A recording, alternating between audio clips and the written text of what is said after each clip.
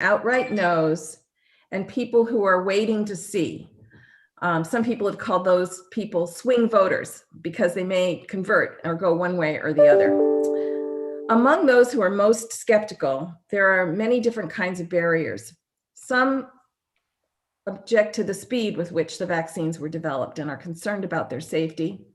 Others distrust government or believe in widespread conspiracy theories. Views about the vaccine also differ based on religion and political party affiliation.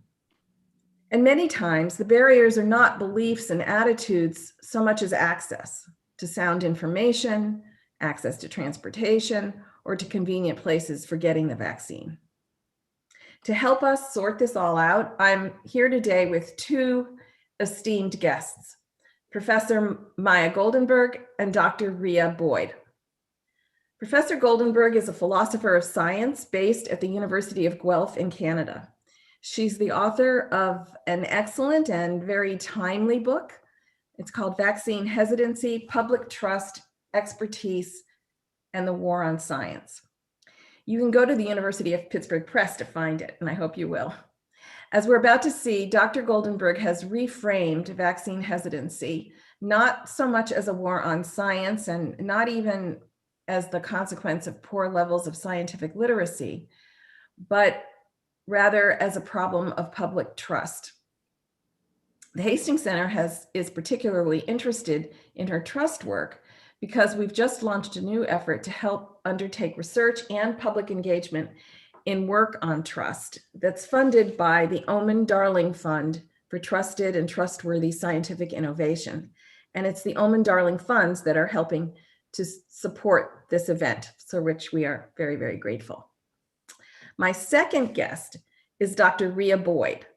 Dr. Boyd is best described as a force of nature, committed to finding powerful strategies to enhance access to and uptake by communities of color. In fact, she was called away at the last minute. You are going to hear from her. She's going to be joining us in a few minutes, but she was called away by some urgent requirements of some of the community-based projects that she's working on. But I'd like to tell you about her now, and then she will join our Zoom in just a few minutes. Dr. Boyd is a pediatrician based at the Palo Alto Medical Foundation. She served on American Academy of Pediatrics committees on child health and on public communications. She has a blog, so you can look her up that way, Rhea MD.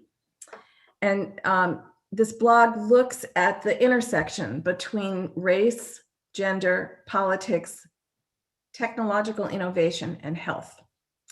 She has many accolades, but I wanted to give a particular shout out to the fact that she was a 2016-2017 Commonwealth Fund Fellow, which is a very prestigious and important fellowship from the Commonwealth Fund.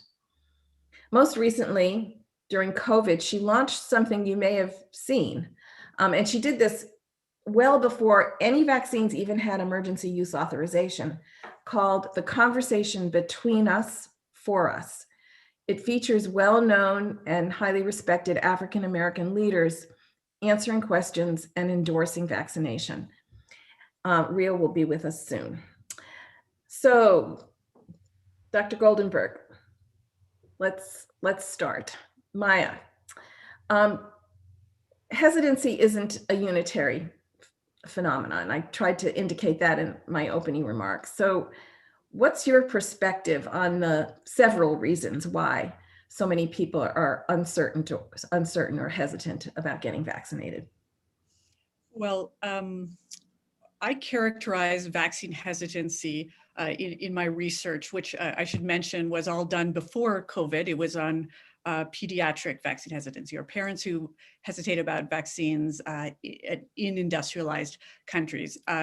I came to see vaccine hesitancy as a very localized phenomena, and it is responsive to people's and communities' historical and immediate relationships to scientific institutions, to public health infrastructure, and to political forces. So vaccine confidence and hesitancy largely reflect how much people trust the system. And of course, that's a very different answer than the usual thinking that people hesitate about vaccines because they don't understand the science. And if only they understood the science, they'd follow expert advice on vaccines. The social science research really doesn't support this claim. Some of the most vocal vaccine hesitators are highly educated. And also this idea that the public misunderstands the science is not responsive to research coming out of science communications and social psychology into how people incorporate scientific information into their beliefs and into their decision making. So vaccine hesitancy incorporates many of those things. To answer your question, what are people most concerned about? Regarding pediatric vaccines, it's very clear that there are many, many parents who hesitate about industry-funded research into healthcare and health technologies. They could not be clearer about it, that they don't think that the system is properly governed when industry can influence so much and governments largely stand back and let industry create their own run their own trials and sometimes even seem to have some sway over regulatory processes. On that, so that's a major source of mistrust cited often by parents, and that goes into COVID vaccine hesitancy too. There is concerns about the sort of global and more immediate justice around vaccines and whether science in general is being done for the people or whether it is being done in corporate interest. That's pervasive. I also found in my research that the characterization of your average vaccine hesitant parent was always thought to be white, affluent, usually mothers, just mothers because they tend to make healthcare decisions for families. And I don't think that that characterization properly captured how much hesitancy can exist in other communities that don't have that kind of privilege and resources. And that's become more apparent around COVID vaccines, but I'll say that just a few years ago, you wouldn't see that characterization of a vaccine hesitator or refuser. That characterization being somebody who's a white mom, a privileged white mom. Right, and that there are other sources of hesitancy, and that experience is found in other communities too. It's not just sort of the frivolous worries of affluent mothers. So you're kind of describing a hesitancy on the left with concern about corporate profits that are to be made. Do you see that? But I don't see that group being hesitant about COVID-19 vaccines, or am I missing something there? They are present there, but at least in the American media, it's being drowned out because right now the COVID vaccines are so politically tied to whether you're a Trump or a Biden supporter. But there has always been vaccine resistance by both the left and the right for very different reasons. They tie to different ideological commitments. It can be mistrust of government on the right and more libertarian and individualistic values. But on the left, there was concerns about regulatory capture, as you just mentioned, a desire for natural living, especially on the West Coast. That was found on the left too. Can you unpack regulatory capture for us? Oh, it's the idea that the governments and regulators are beholden to industry interests through their lobbying and through their economic power. How do you see that playing out now? I mean, obviously these companies are going to make money. They've got advanced marketing contracts with all these governments to purchase their vaccines. To the user, they're going to be free, but to the companies, they're going to be a source of revenue. But that has certainly been a motivation for the unbelievable speed at which these nearly, I don't think it's hyperbole to call them miracle drugs, have been developed. So are you seeing debate on the left around this in a prominent way? Because I just, you're right, that if it's there, then we're not seeing it in the media.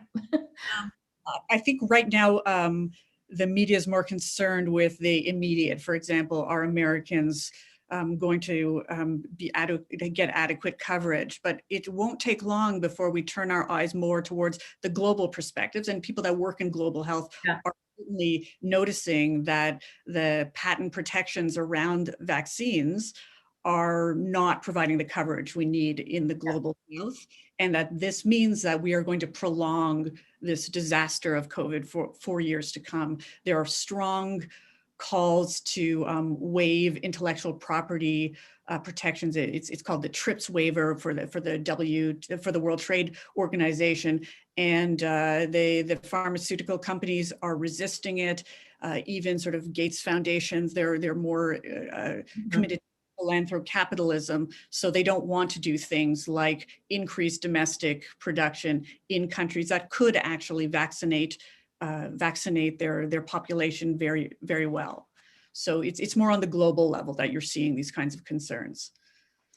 I've read that 87% of Democrats intend to get vaccinated, but something only like 50% or less, maybe 45% of Republicans do, which is why I was giving you something of a hard time on the concerns coming from the left, because I think in this case, in regard to COVID, the major that last 40% of people are disproportionately made up of non-Democrats, let's put it that way, of Republicans.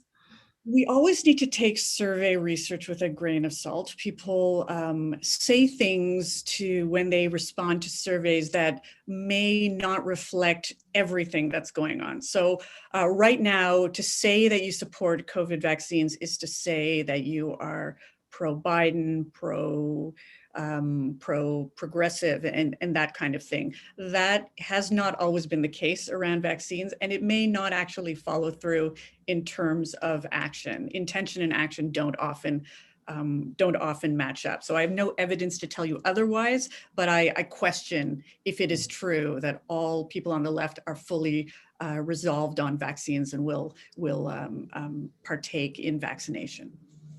Many of us, and I will include myself, have bemoaned what seems to be a lack of respect for expertise. And your book spends an awful lot of time saying that you don't buy that we've had what did you call it? That there's a fear of science or a misunderstanding of science, and that there is in fact the death of there is not the death of expertise. There is not, you're claiming that there is. I'll let you say what you're claiming, that there's I'll stop. I'm not characterizing you right, but would you speak to that point? Are we really losing our confidence in experts? Is that the nature of the problem?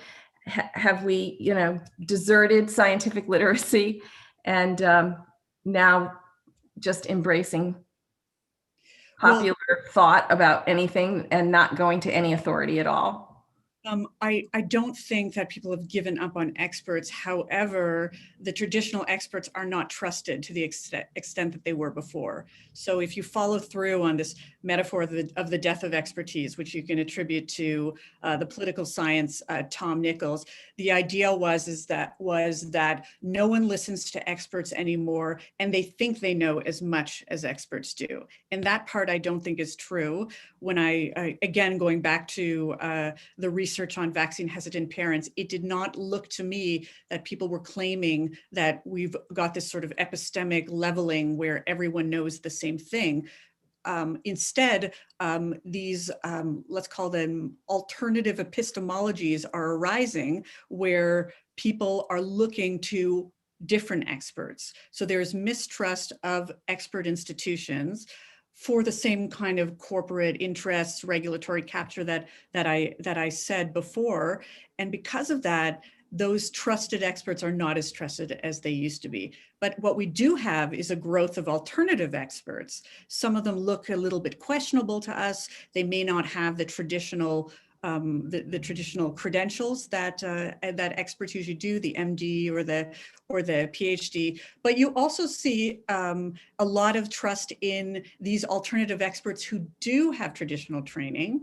Let's say MDs who tout the minority view that vaccines are not safe for children. I'm thinking of Dr. Bob Sears. I spent a lot of time talking about Andrew Wakefield as this sort of maverick, the anti-hero, where he's trusted by vaccine refusers, partly because he actually has all of the epistemic credentials. Until his license was taken, he's a scientist, he's a doctor.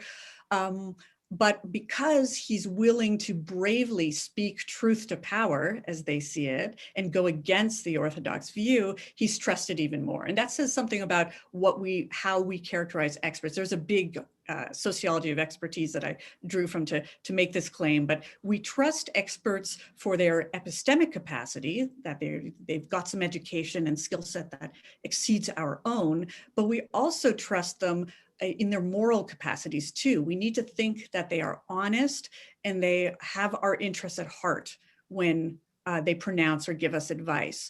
And there's a lot of questioning whether our traditional experts do have the interests of the public at heart. So do you see this as a failure of public trust, or, a criticism of, it sounds almost like I thought when I read your book that you saw this as a problem of trustworthiness in institutions. Is that a fairer way to put it than that it's a problem of public trust or public belief in science? It is at minimum a credibility problem. So in the epistemology literature, they distinguish between trustworthiness. You're trustworthy if you are actually someone that deserves to be trusted, but credibility is the perception of trustworthiness by others. So, we don't need to argue about whether pharmaceutical industry actually deserves the bad reputation that some people attribute to it, but we can agree that large swaths of the public do not find pharmaceutical industry funded research trustworthy. So that's a credibility problem. And if you find yourself in the middle of a pandemic and you want to stand out as let's say a public health advocate and bring the public along with your advice and your directives, you need to be perceived as trustworthy. And right now we've got these fractures in our healthcare system and healthcare in relation to the public around this, at minimum, credibility problem. You have to be trustworthy, but you also have to be recognized as trustworthy by your stakeholders. Okay, thanks.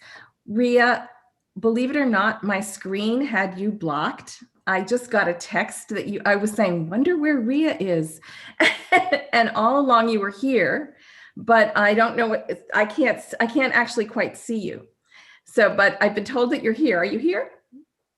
I'm here. Hello. Sorry that I was a little bit late. Sorry, I didn't acknowledge you when you joined us.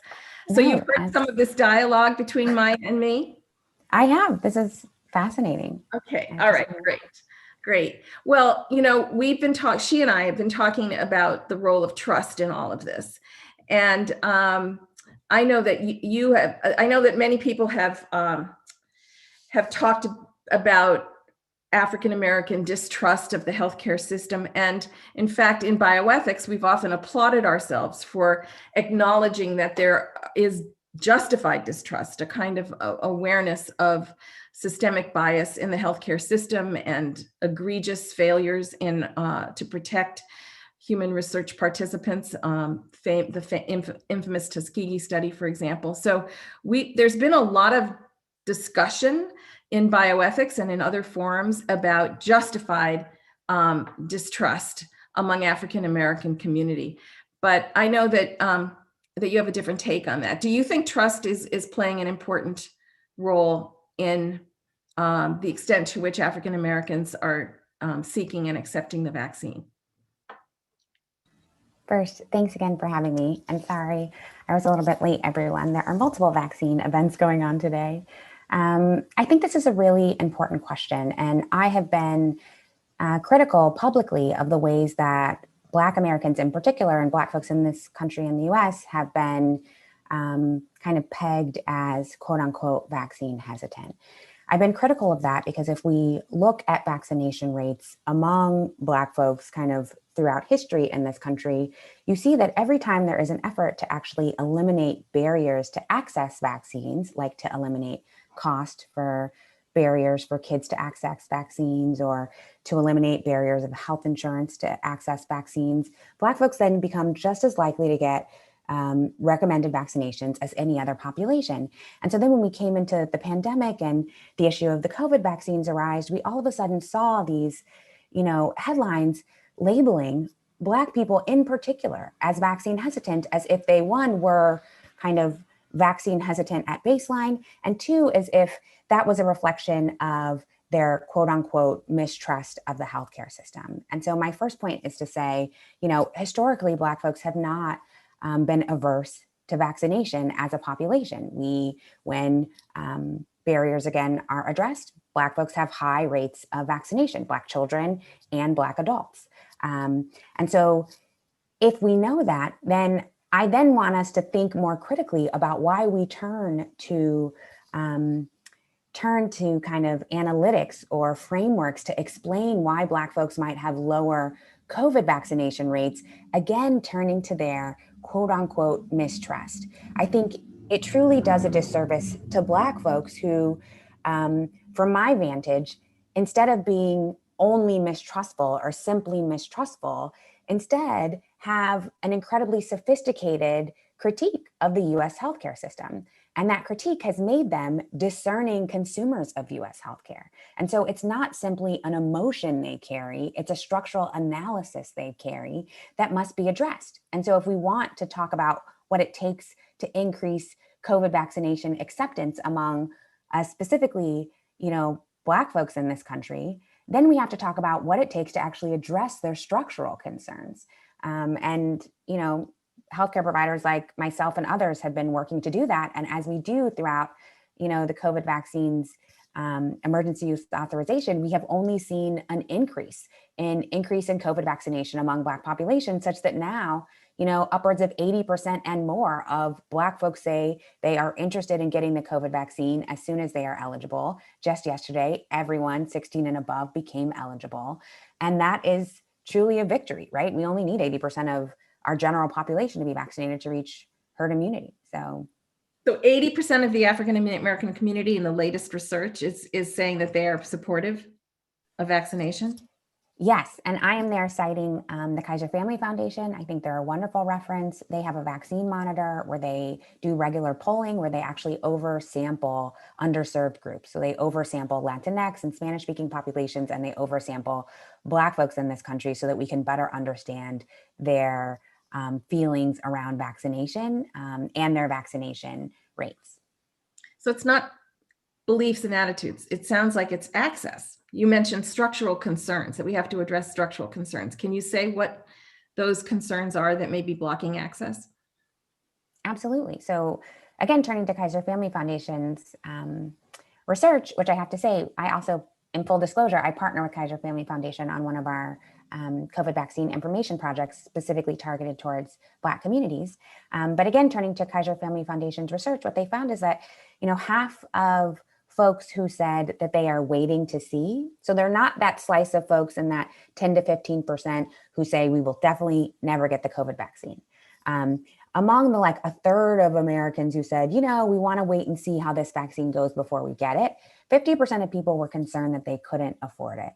That's been a long time concern about healthcare consumption among Black populations and communities of color who have lower rates of health insurance. Bankruptcy related to medical costs is the number one, cause of bankruptcy in this country. It is a legitimate concern. And so if we look historically at vaccination rates, we saw that when the US government created the Vaccine for Children's program that in the 1990s made vaccinations for children completely free, that then narrowed racial gaps in recommended vaccinations for children in this country. And since 2005, there haven't been any gaps in vaccination for children for recommended vaccines like MMR and polio. So I think it just underscores how cost and access to health insurance is a major barrier to people getting a number of preventative services, vaccines included.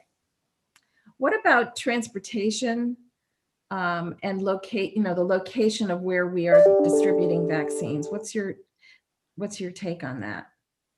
I think there are also concerns that we live in a country that has a healthcare footprint, like the distribution of our healthcare services leaves people out. There are many communities of color, people who live in rural parts of the United States, who don't live proximate primary healthcare centers where you might access other types of vaccine that are now made distribution sites for the COVID vaccine. And so if you didn't live close to a primary care healthcare site before, now you may have an additional barrier to actually getting the COVID vaccine. I think the federal government, it seems, has tried to overcome that barrier by partnering with pharmacies, which tend to have a more tend to be more broadly distributed than the rest of our healthcare system is, and to create these mass vaccination sites in areas that don't have good access to primary care services. I think that is an attempt to kind of close that gap, but some of the work that I've been most inspired by is the mobile work that literally just brings vaccines nearly door to door. I mean, there are examples of people going in housing facilities for the elderly and literally taking the vaccine door to door for people who are indigent or who are kind of homebound. And I think that model where you bring it into somebody's neighborhood, where you make sure it's within walking distance, where you make sure if you cannot walk, that we literally come to your door and offer it to you, that's the level of access people need for something of this urgency. And frankly, I think it's the level of access people will need to primary care services going forward in this country. Thank you. Well, it's time to open the floor to questions from the audience. So Isabel, do you want to let us know what kinds of questions you've been receiving? Sure. So I think one of the dominant things, we've gotten a couple of people say they really agree with what you're saying, Dr. Boyd. It really kind of resonates with just kind of people's senses of the media narratives. So I think that raises the question, if media coverage is kind of really emphasizing this mistrust narrative, particularly for minority communities, in a way that's not totally parallel to what the barriers are, kind of how does one change the media coverage? What would it look like to change the media coverage? And how do kind of people in this space, whether they be academics, practitioners, kind of just people in the community, go about doing that? It's a great question and something that we've been working really hard on. So I have been writing op-eds about the topic to try to change a bit of public discourse to say, what is our investment as a society in labeling Black folks as a population as vaccine hesitant, or elevating these narratives about mistrust when we really have access barriers in this country to equal healthcare services. I think one of the ways I've tried to do that is both in lay media that captures broad general audiences and in Black media in particular. Because when we put these narratives out, it does work in the world, not just for how people see Black folks, but how we can come to see our own selves.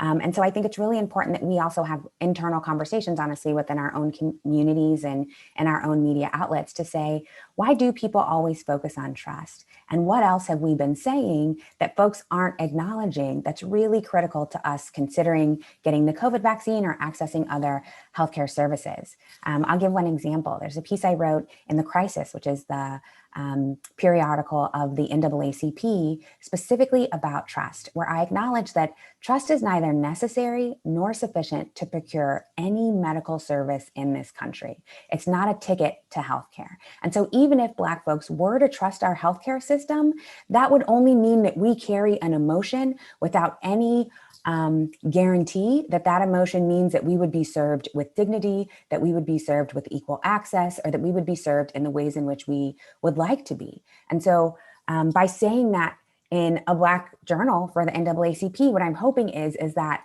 in addition to myself, that Black folks push back. I'm not hesitant. I have an analysis, and the healthcare system really needs to contend with that. Wow, that was very interesting. And I also thought about it in relationship to Maya's research on parents. They might say the same thing, that they don't have distrust so much as they have an analysis that she described, where there was concern about a lack of research in the public interest, which is, I think, at the heart of that. Maya, any comment on that? And then we're going to go to another question from the public audience, but did you want to add anything to that? I appreciate Rhea's thoughts and analysis so much. I think it's wonderful work being done here. I don't find the term trust to be as loose and inactionable as Dr. Boyd does. So I think we agree on sort of the situation here, but I think that the issue of trust isn't separate from the lack of access, the lack of dignity, the lack of respect. People have very personal relationships to healthcare providers and even to, in some sense, to the system. And without some guarantee of dignified quality care, there wouldn't be trust at all. So I'm actually trying to imagine that situation where people say, oh, I trust the system, but that doesn't mean I'm going to get treated with dignity. Because I don't see how you could have one without the other.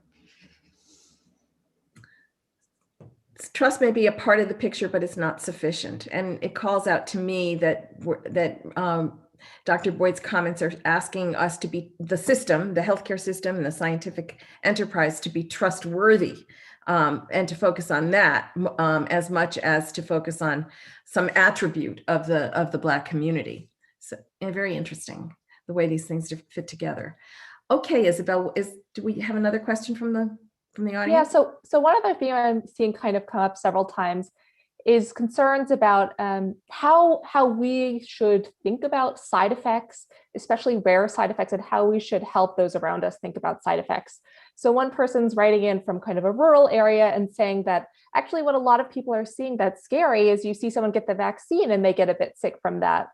And then we see in the media recently, right, pauses on the use of a vaccine because of rare side effects. So how does that interact with kind of what we're talking about here today? And how can we kind of think through that? I could go first. I would say here, I think transparency is really paramount. So it's important that people understand all of the wealth of evidence we have that tell us about common side effects for the vaccines that are side effects that are not life-threatening, and that we understand the safety protocols that are in place so that we can catch serious, potentially life-threatening side effects. And so for that person who recognized that some people who get vaccines might feel a little bit sick on the other side, it's critical that people understand why that is. So particularly for the mRNA vaccines, that's Pfizer and Moderna, those platforms tend to stimulate a really robust immune response. That means your immune system kicks up all of the work that it does to make memory to the kind of just little segment of that spike protein of the COVID virus that it's exposed to. And so when it's making that memory, those are the side effects that you feel. You can feel some aches and pains. Maybe you have chills. Maybe you have headaches. Some people even have fevers. And those are short-lived. They typically last 24 to 48 hours. They're treatable. You can take Tylenol or ibuprofen if those medications are okay for you to take. And then they go away. And that protection that you get then, because your immune system went through that process, then is long-lasting. But we also have safety protocols in place to notice when there are side effects that are potentially life-threatening. And so I think what really heartened me, honestly, to see the CDC and the FDA put the Johnson & Johnson on a pause was to say that we are willing to do that as, the government who has sponsored this entire vaccination program, even when it's exceedingly rare, right? They put that pause on when we noticed that serious side effect, blood clots, after recipients had received the Johnson & Johnson vaccine, and there were only 6 people out of, at that point, I think it was 6.85 million people had received the Johnson & Johnson vaccine. Like, that's how closely we are watching. Only literally one more than a handful of people had that side effect, and nobody else got it for a period of time where we determined who is it safe for and who may not be the ideal candidate for that vaccine. So people should understand that we, as a healthcare system, are trying to be incredibly transparent about those side effects so that people can make the right choice for themselves. And these are exactly the questions that you should ask your healthcare provider before you get any healthcare service. Make sure you know the side effects, make sure you know how to treat them, and make sure you know how to recognize signs that you could be having one of the exceedingly rare, more dangerous side effects. I wonder what both of you think about the pause on the J&J vaccine. I mean, we're going to learn, I think, on Friday, whether that's, whether it's being reinstated or whether it's perhaps reinstated with a warning or perhaps a continued pause. but you've just described a risk factor of a risk of 1 in 6 million, and one in a million. So is there something skewed about our human notions of risk perception? The rate of death from an automobile is much higher than 1 in a million. And yet we've decided to use our cars. We don't stop using our cars because a much higher number of us are killed that way every single day. So what's your take on this policy? Should we be denying the globe the use of the J&J, which was going to be such an important source for so many people and places? Maya, do you have a view? And then we'll go to Rhea. I have a view. I agree with Rhea that taking a pause to investigate and as some kind of signal is the right thing to do around vaccines. The worst thing you could do is say everything's fine, don't worry about it, and then it ends up not being like that. So we've already experienced this. The US kind of sent all their AstraZenecas to Canada. So we're contending with AstraZeneca right now, where there was worries about blood clot. They seemed rather rare. It was enough for the US because they had enough supply to send it off. And then we received them in Canada, where our vaccine rollout is not going as well. We are far behind. And it became, we suddenly had to deal with this vaccine that was sort of considered second rate. We weren't sure it was as effective, and people who were sort of in that age group that could wait a little longer to get the mRNA were saying, maybe I don't want this. But what I've been able to watch is how the Canadian narrative has transformed. So we had the sort of, it was given to 55 and up.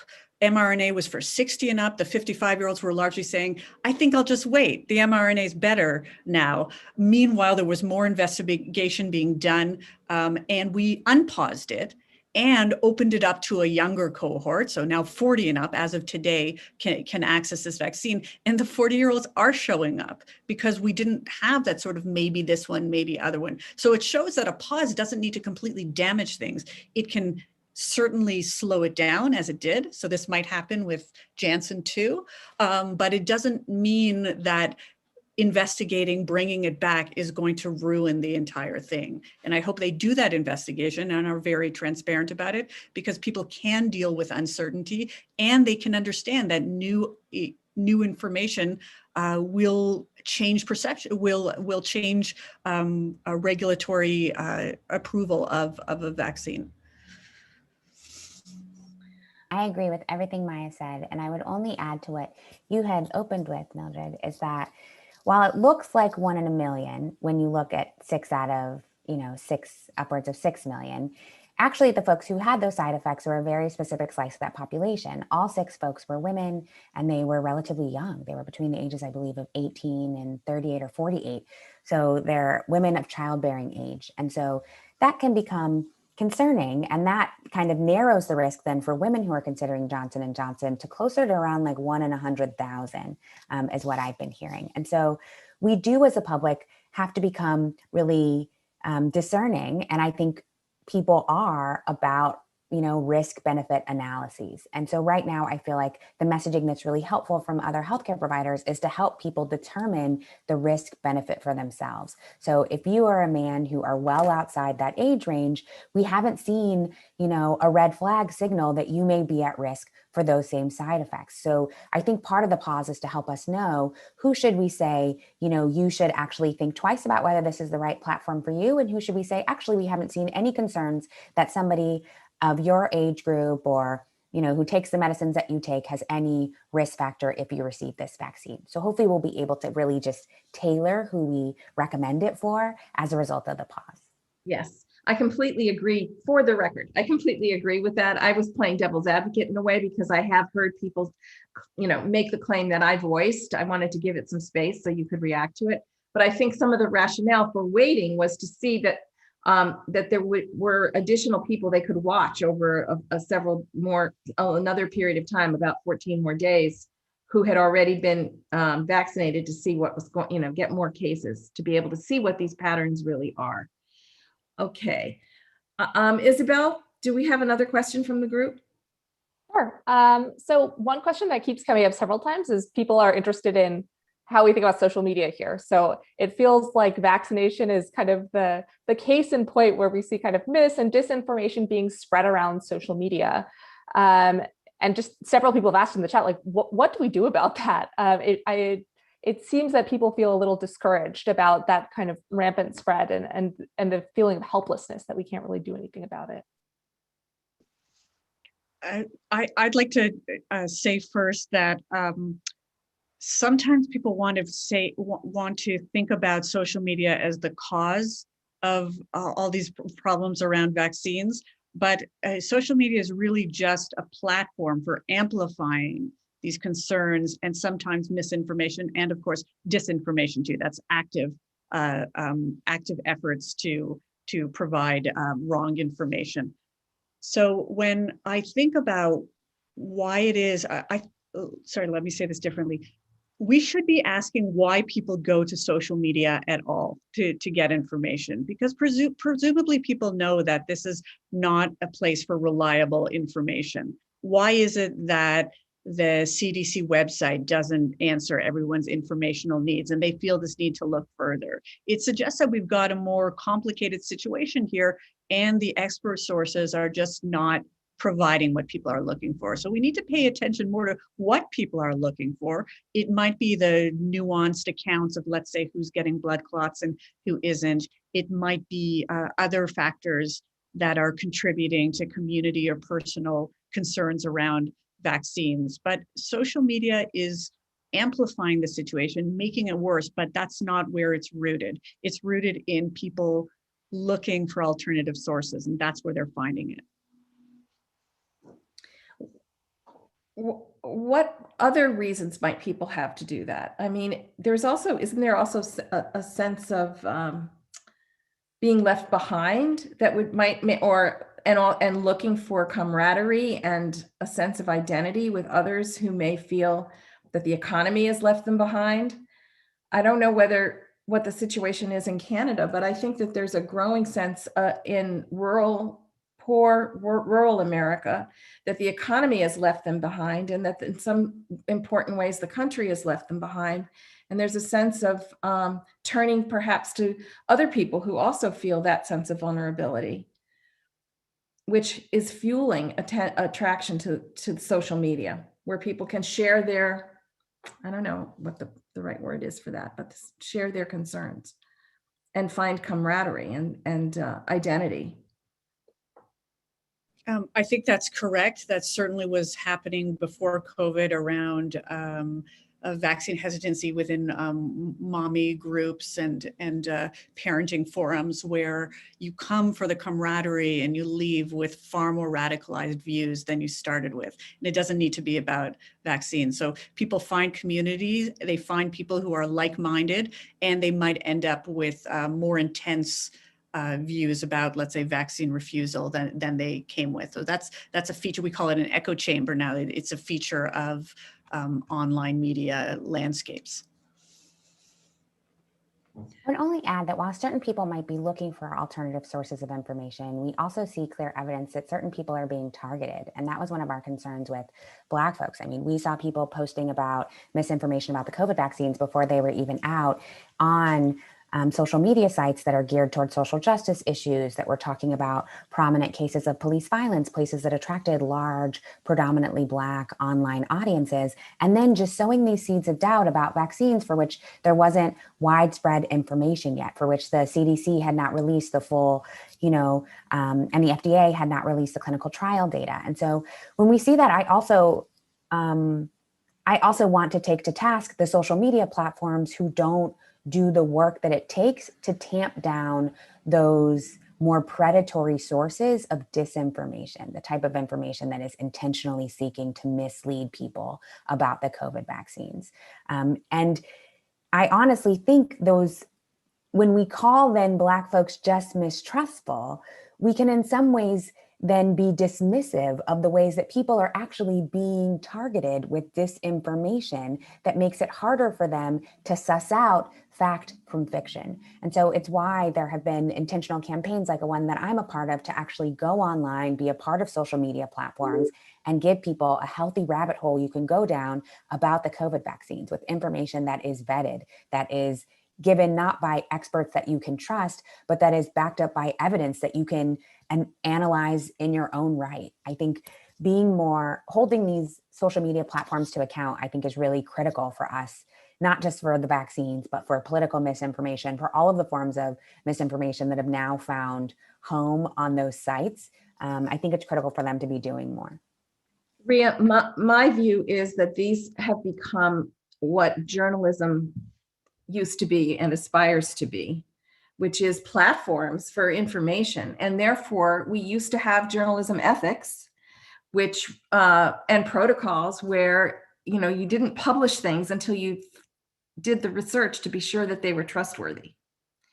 And the platforms don't see themselves as performing a journalistic or publishing function in our society. I don't think they see, they're not drawing, their leadership is not drawing parallels the way I am to journalism ethics or publishing ethics, where truth actually matters and basic research to figure out the trustworthiness of the information they're about to disseminate.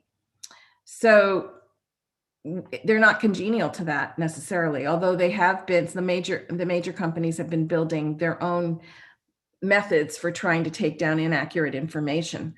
How do the two of you answer the retort that it's a violation of freedom of speech to take down these sites, which I think is not defensible, but I'd like to hear how you handle that protest. The protest that this is, you're violating my free rights to speak freely. I guess I could go first. One, I would just say we have to be really transparent about the business model of these platforms. And while they may publicly report that they're not journalistic entities, they make their money off of selling ads on the off chance or the very predictable chance that they can influence people's behaviors on what they send them ads around and on the ways that they use influencer platforms to basically suggest things to you when you don't even know that that person, is clocking into the internet as a job and not just sharing some of their hobbies at home. So because these platforms know that they are sites for influencing, they have a responsibility to they have a responsibility to be accountable to all of us as users of those websites to ensure that we are not being influenced in ways that are known to be harmful to people, particularly around what happened during our elections in this country and particularly around what's happening with the COVID vaccines. I think for them to hide behind the idea that they are the pillars of freedom of speech is laughable in a sense. It's it's outside the actual constraints of what freedom of speech really is protecting, which is not their fiscal right to make an enormous profit off of influencing all of us. And I think it's a more broader conflation we sometimes see in society about like freedom of speech, which means you can just say anything, anywhere, at any time, regardless of how it harms people. That's not true. And when we know that there's things that are happening on your site that you have control over, they need to have more accountability. And I hope our government, honestly, instead of asking them for accountability, I hope our government regulates that accountability because they don't have a financial incentive in actually doing this work, which is why they're not doing it, from my perspective. Maya, anything to add? There's really nothing more to add. That was absolutely right, that this is a business model that sort of hides behind freedom of speech claims, but there's freedom of speech. It has never been absolute. It is always, rights are always positioned against competing rights, such as the harms that come from speech that can target and misinform and even harm people. So that's not a very compelling case at all. One of my takeaways has been how important it is for different kinds of, for targeting different reasons that people are hesitant and different problems of access. and looking at what the specific needs of very local communities are. I was struck, for example, by an effort by somebody whose last name is Chung, I'm just forgetting his first name, who is an evangelical minister who wanted to do in his community similar things to what you've been doing, Rhea, in the Black community. He was concerned that there are 40 million white evangelicals in the United States, and they are roughly split between wanting to get a vaccine and saying that they're not interested in a vaccine. Almost 45% of white evangelicals in the United States have, according to several surveys, are saying that they are either wait and see or oppose vaccination. And Chung became very concerned about this, and he crafted a really respectful program, not dissimilar in some of its key features from the conversation that you created, Rhea, where he researched what their questions were and took the questions very, very seriously and answered them inside of the religious frame that was a part of their beliefs in their community. And he tried to show, and he tried to stop binary thinking, the notion that you can hold beliefs that are true to your religion and get vaccinated. And he answered their questions inside their own terms. And apparently this has become quite an important resource in that community. So my takeaway is that we need many, many, many very robust efforts that are based on an understanding of the particular situation, whether it's beliefs or access or structural concerns, but the particulars of what a community is facing, and then craft something that listens to what they care about. That's one of Maya's lessons too. Listen to what the parents were worrying about. Take the worries legitimately, don't poo-poo them, and then try to answer them in a way that people can think in a less binary way. In other words, people tend to think, well, if I believe in a natural way of living and an organic approach, then I shouldn't give my baby, a vaccination. You can be both, or, have those attitudes and vaccinate. You can have evangelical religious beliefs and vaccinate. You can be on the political right and see ways to do this, or on the political left. So non-binary thinking, growing out of real careful listening and respect for the actual questions and concerns that people have. Are we doing that in the United States and also in Canada? Are we doing that in the US? Rhea, you're very involved with what's going on at the federal level. Do you see resources and talent being put to designing specific campaigns targeted to specific communities? Absolutely. And I think it's a reflection not just of trying to bring people out of non-binary thinking. I think it's also a way that we reflect the structural analysis we have of why people land on these false beliefs about vaccines. Like, one of the structural analysis for Black folks is that you're targeted with misinformation, that you haven't had equal access to information about vaccines in general, leading up into the COVID vaccines. And so information campaigns that specifically address your concerns are like a solution. I think similarly for evangelicals, a structural analysis of why white evangelicals might not understand, might have reticence to get the COVID vaccines, or might want to wait and see, I think should also question the type of information universe in which they live, and what other things do they believe that might not be based in reality or might not be linked to the truth, and how can you help people better be discerning of the information that they receive, and then respond to concerns that arise from kind of this alternate information base that some people can come from, both because of their own choice to participate in and because of the ways that I think those are populations that are also targeted with disinformation around science, and around our political process in ways that we should be more transparent about with that population and in efforts that seek to address their needs. I'll just say the other population that we are intensely focused on through our efforts at the conversation is also Spanish-speaking populations. Latinx groups have the lowest access to the COVID vaccines in our country right now, and I think it's partly because of the information gap that has existed because there haven't been Spanish-speaking resources available at a national level to answer some of these common concerns. And so there's an effort at the federal level to help design local programs and local messages and messengers, local messengers. Absolutely. Sorry, I was talking about our effort, which is a national effort, but there's 100% an effort by the Biden administration and the White House COVID task force to focus specifically on populations who have been, disproportionately burdened by the pandemic. Some of that work is led by Dr. Marcella Nunes-Smith, who is doing the equity work of the task force to ensure that the information access and the access to the COVID vaccines is being equitably distributed throughout the population. And groups like our group at the Conversation Between Us About Us, we are working on just kind of adding to and complementing that work that is coming from the federal government as well. Wonderful. We're almost out of time, but both Canada and the United States have large Indigenous populations, Native American populations and Native peoples. And I wonder if either of you may be aware of vaccine uptake in those communities and efforts to support access to vaccination for those communities. I can speak to the Canadian situation. First Nations people have been prioritized in terms of vaccine access.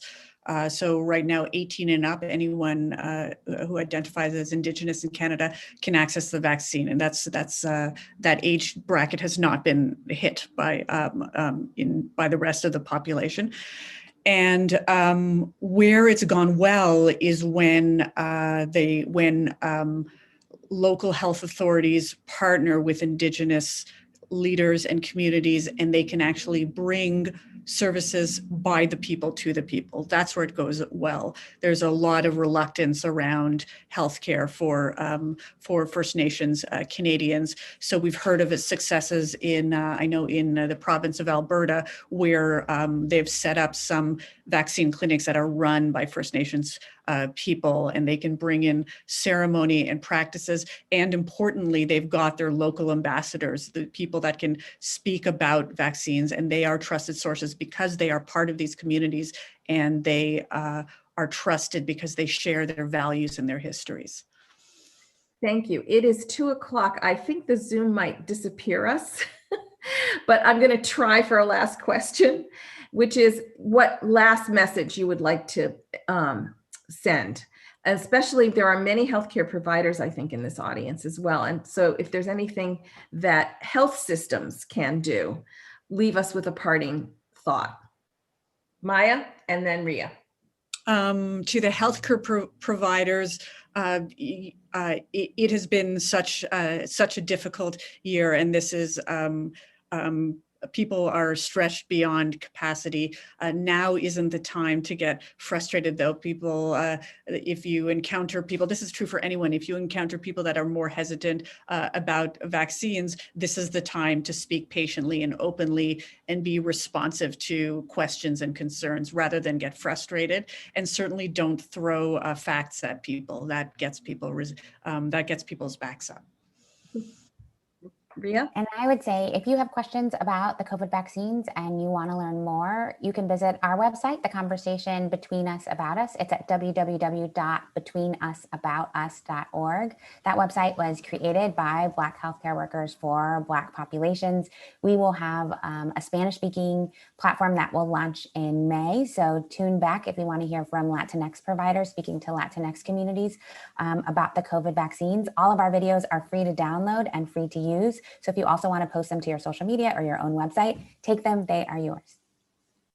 Well, join me in thanking Dr. Boyd and Dr. Goldenberg for a really great hour and for all the work you've been doing in your own research and in your own public programming. Thank you for helping our societies manage this pandemic. Much obliged. Thanks for having me. So thank you so much, everyone, for joining. I just put the link that Dr. Boyd mentioned into the chat if you'd like to access that. This recording will be available on the Hastings Center's website later today. And thank you so much for taking an hour out of your day to spend with us. Bye.